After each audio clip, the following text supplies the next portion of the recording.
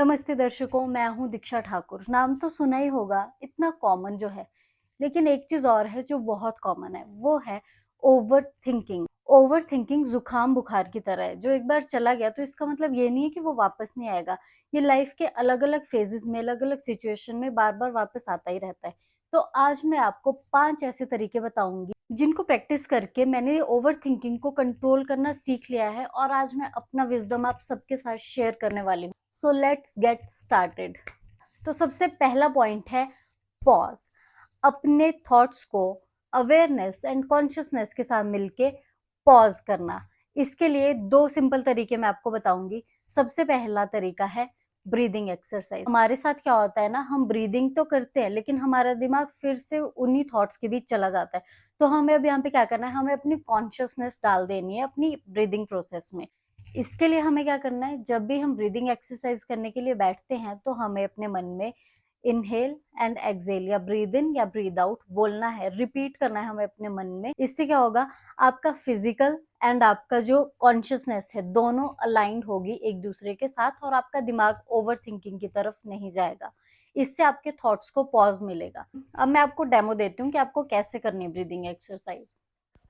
Breathe in, breathe out, breathe in, breathe out. इस तरीके से 5 बार आपको breathe in and breathe out repeat करना है अपने मन में while you are doing this process, जिससे आपके थॉट्स को पॉज मिल जाएगा। अपने थॉट्स को पॉज करने के लिए दूसरा तरीका, तो गाइस अब जरूरी नहीं है ना कि आप हमेशा पर्सनल स्पेस में हो। ओवर थिंकिंग तो आपको बहुत सारे क्राउड में भी हो सकती है। तो ऐसे में आपको क्या करना है, अपने आसपास कोई भी 5 चीजें देखनी है और उनका नेम अपने माइंड में रिकॉल करना है कॉन्शियसली। ओवर थिंकिंग में छोटे छोटे पॉज भी बहुत ज्यादा हेल्पफुल रहते हैं उनको ब्रेक डाउन करने के लिए। तो आपको क्या करना है, अपने आसपास कोई भी 5 चीजें देखो, उन चीजों के नेम रिकॉल करो। जैसे मैं अपने आसपास देख सकती हूँ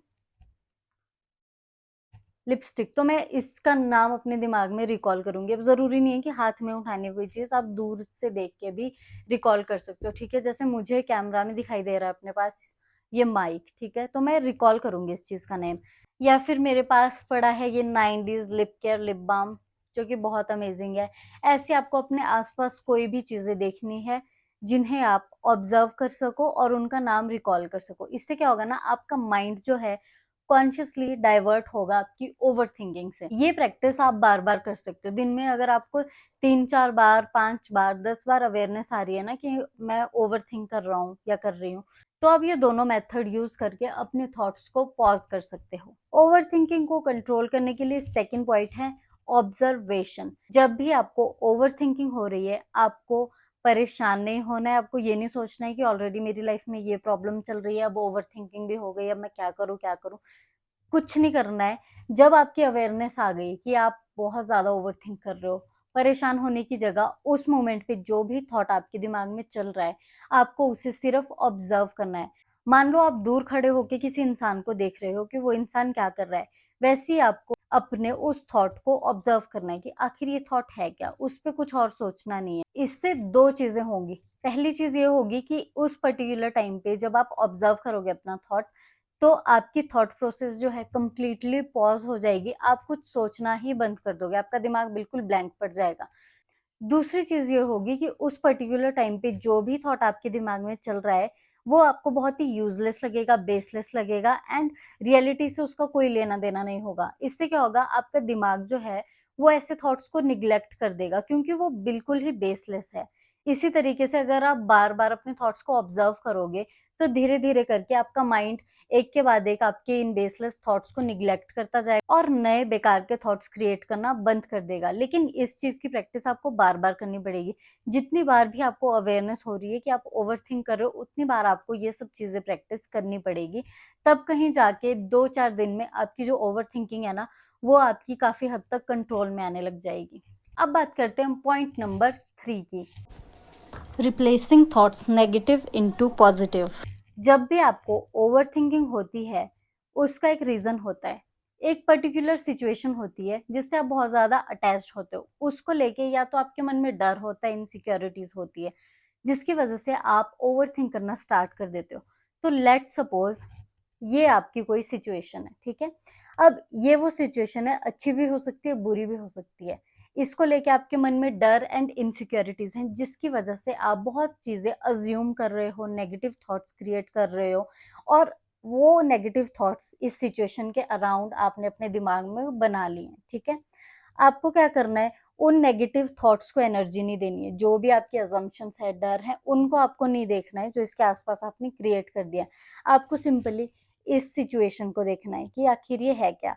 इस सिचुएशन से रिलेटेड आप अपनी लाइफ में क्या इच्छा रखते हो? आपको अपने डर के बारे में नहीं सोचना है। इस सिचुएशन से रिलेटेड आपके मन में जो इच्छा है उसको सोचो, उसको बार-बार दिमाग में लाओ। आपको ये भी सोचना है कि आपके लिए भला क्या है और बुरा क्या है।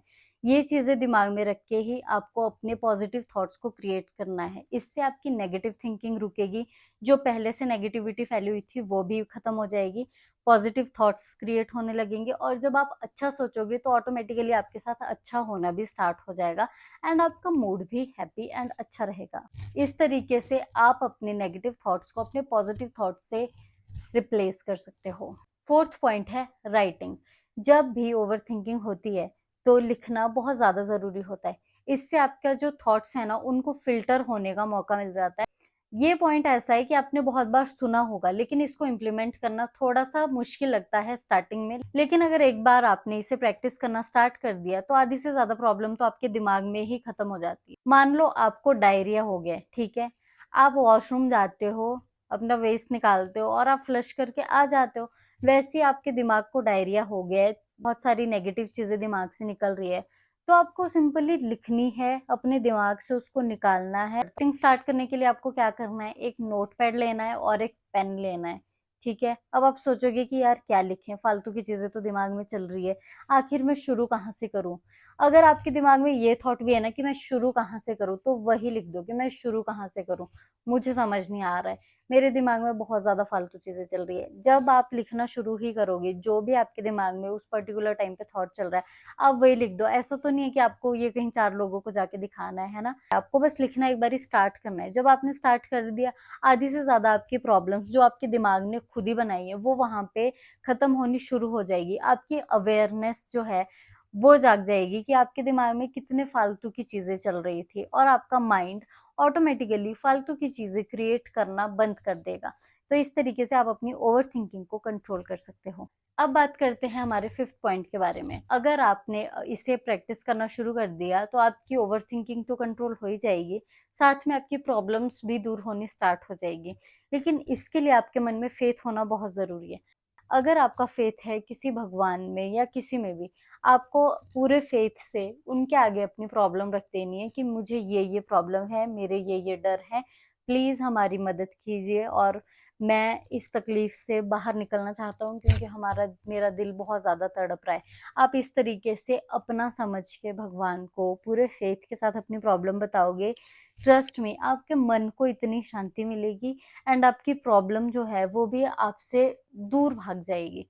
एंड लाइफ में अगर आप हर मौके पे ये चीज़ करते हो ना, तो आपके लिए बहुत ज़्यादा हेल्पफुल रहेगा। तो गाइज़, ये वो 5 तरीके थे जो मैं अपनी लाइफ में स्टेप बाय स्टेप सीखती आई हूँ, जो मैंने हमेशा इम्प्लीमेंट किए हैं अपनी लाइफ में, और मुझे बहुत ज़्यादा हेल्प मिली है अपनी ओवरथिंकिंग को कंट्रोल करने में।